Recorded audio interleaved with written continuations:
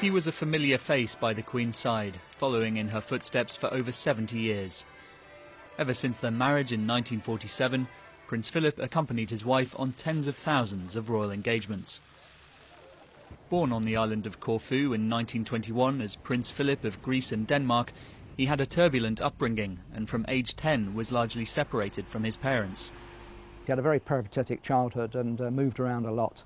And I think that gave him an inner strength which stood him in good stead for the rest of his life. But he didn't see a lot of his parents in his childhood and was brought up by a variety of relatives. And I think that really moulded him and made him very self-dependent and independent. After serving in World War II, he gave up a much-loved career in the Royal Navy to marry Elizabeth, who, like him, was a great-great-grandchild of Queen Victoria. When Elizabeth came to the throne in 1952, she initially looked to him for advice, but as she found her feet, his role evolved.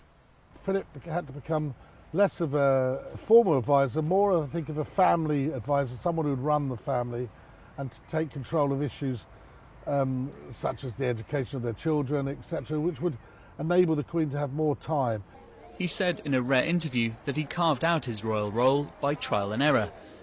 Conducting more than 22,000 solo engagements over the years, he gained a reputation for outspoken gaffes, a trait which would get him into trouble. They were called gaffes, but I think most of them he was just trying to put people at their ease and break the ice, and sometimes people are very nervous when they meet members of the royal family. So he tried to make people laugh, and sometimes it came off and sometimes some people were insulted by what he said, but most of the time I don't think he meant to offend anyone.